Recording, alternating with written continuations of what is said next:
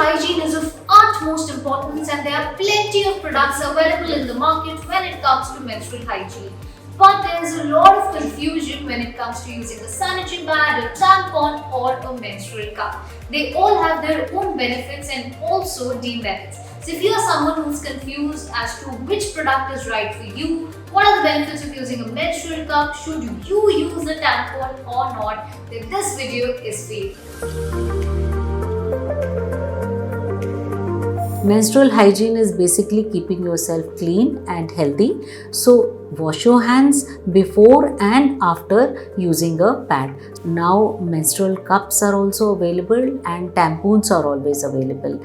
Tampons are recommended for use for those people who do not have excessively heavy bleeding. But on other days you can use that. It is very easy. You can wear whatever you feel like and you are very comfortable also. But do remember to take them out every 6 hours and put a fresh one. If you leave a tampon inside for a long time, you may get infection, and that infection sometimes, if not treated, can be fatal also.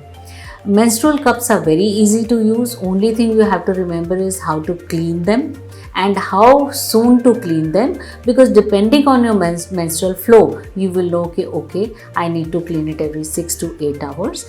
Basic aim is that you keep dry and you keep using a pad or a tampon or a menstrual cup, but you are not soiled, and that your menstrual hygiene should always be prim and proper.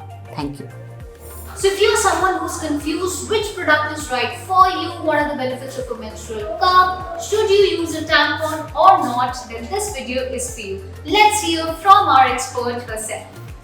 Well, I hope this helps. Don't forget to share this information with your friends and family, and don't forget to stay aware, stay healthy and stay fit.